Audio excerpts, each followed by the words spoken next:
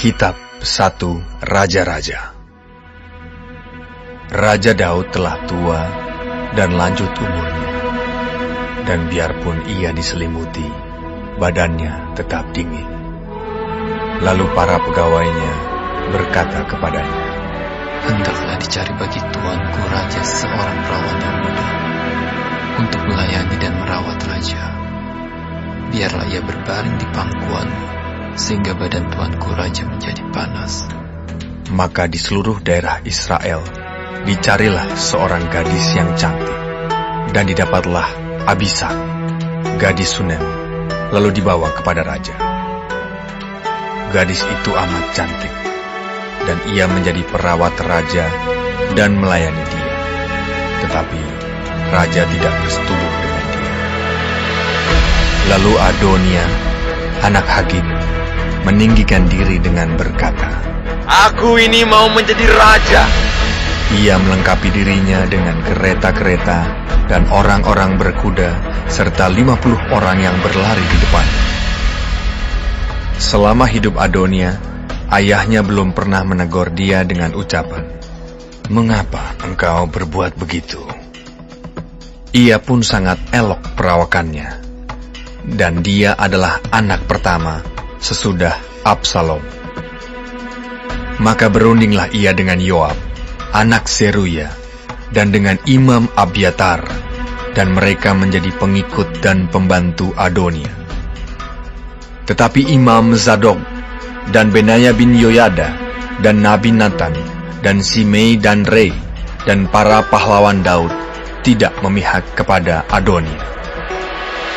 Sesudah itu Adonia mempersembahkan domba, lembu, dan ternak gemukan sebagai korban dekat batu Zohelet yang ada di samping En-Rogel, lalu mengundang semua saudaranya, anak-anak raja, dan semua orang Yehuda, pegawai-pegawai raja. Tetapi Nabi Nathan dan Benaya dan para pahlawan dan Salomo adiknya tidak diundangnya. Lalu berkatalah Nathan kepada Batsheba, ibu Salomo, "Tidakkah engkau mendengar bahwa Adonia anak Hagit telah menjadi raja, sedang tuan kita Daud tidak mengetahuinya? Karena itu, baiklah ku beri nasihat kepadamu, supaya engkau dapat menyelamatkan nyawamu dan nyawa anakmu Salomo. Pergilah masuk menghadap Raja Daud dan katakan kepadanya, bukankah tuanku sendiri, ya rajaku, telah bersumpah kepada hambamu ini, anakmu Salomo akan menjadi raja sesudah aku, dan dialah yang akan duduk di atas tahtaku? Mengapakah sekarang Adonia menjadi raja? Dan selagi engkau berbicara di sana dengan raja, aku pun akan masuk pula dan menyokong perkataanmu itu." Jadi masuklah Batsheba menghadap raja ke dalam kamarnya. Waktu itu raja sudah sangat tua, dan Abishag, gadis Sunem itu, melayani raja. Lalu Batsheba berlutut dan sujud menyembah kepada raja. Raja bertanya, "Ada yang kau ingini?"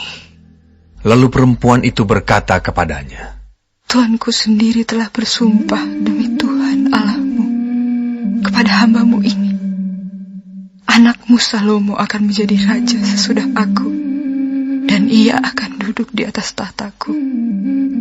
Tetapi sekarang, lihatlah, Adonia telah menjadi raja, sedang tuanku raja sendiri tidak mengetahuinya. Ia telah menyembelih banyak lembu, ternak gemukan, dan domba, dan telah mengundang semua anak raja dan Imam Abiatar dan Yoab, panglima itu. Tetapi hambamu Salomo tidak diundangnya.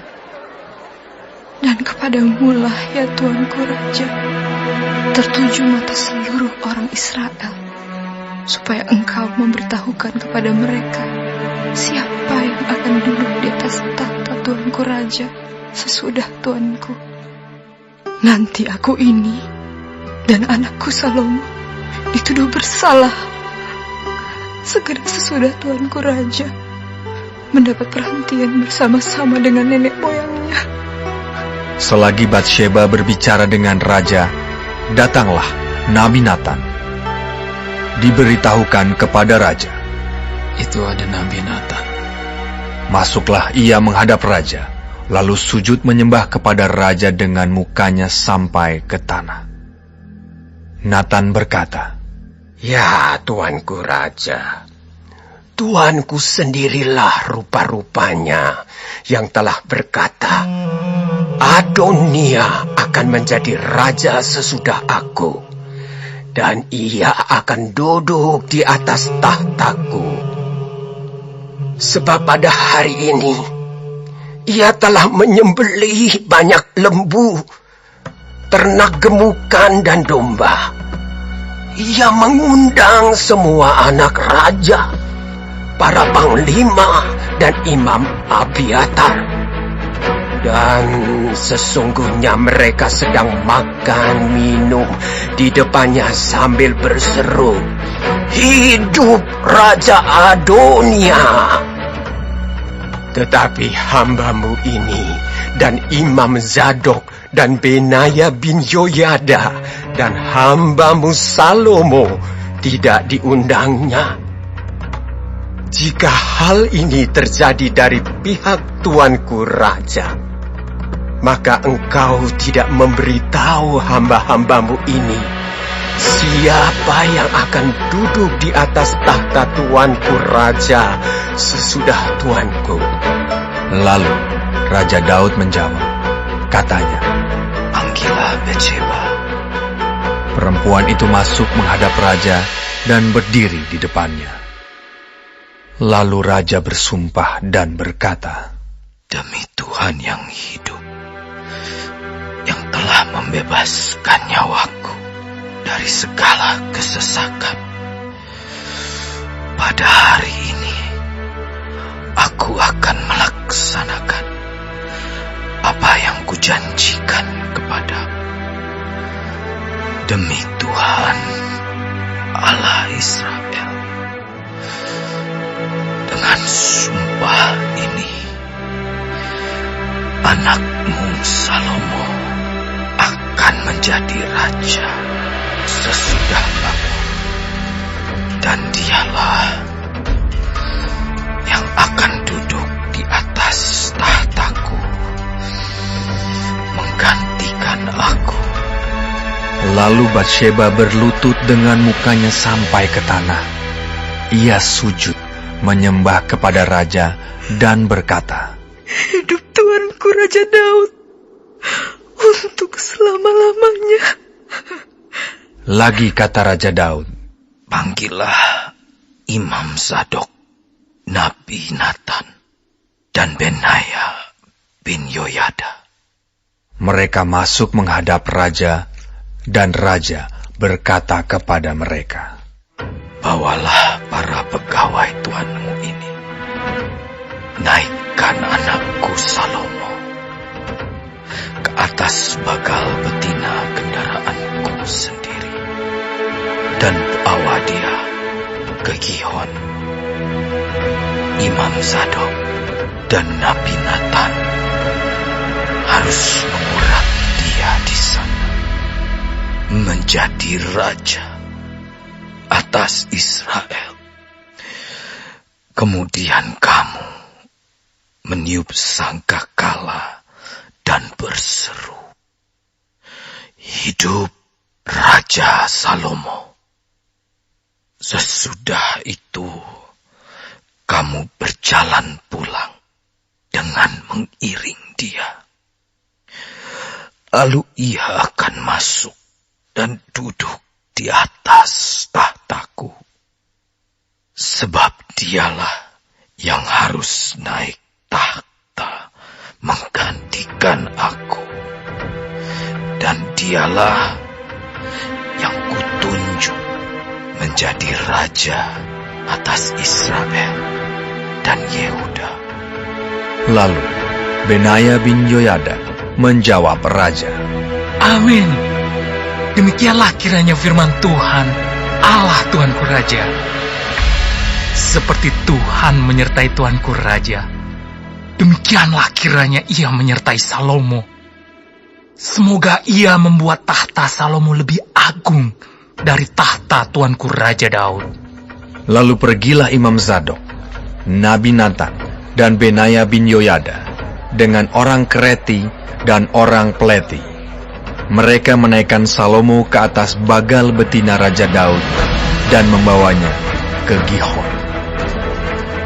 Imam Zadok telah membawa tabung tanduk berisi minyak dari dalam kemah, lalu diurapinya Salomo.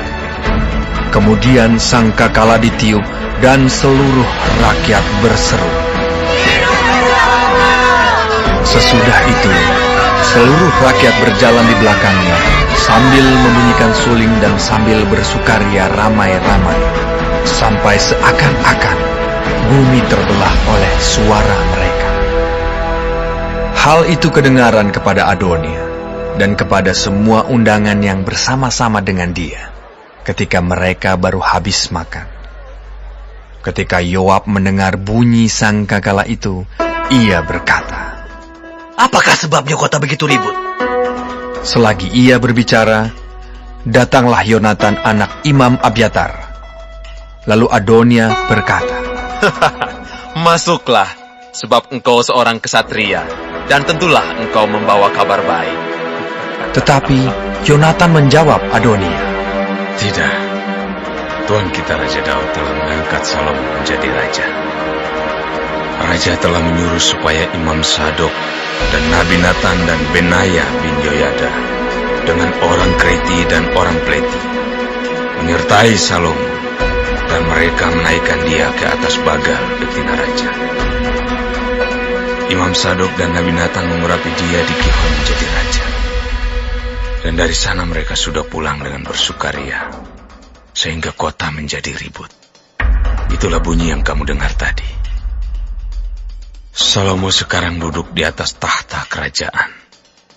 Juga pegawai-pegawai raja telah datang mengucap selamat kepada Tuan kita Raja Daud dengan berkata, Kiranya Allahmu membuat nama Salomo lebih masyhur daripada namamu, dan tahtanya lebih agung daripada tahtamu. Dan raja pun telah sujud menyembah di atas tempat tidurnya.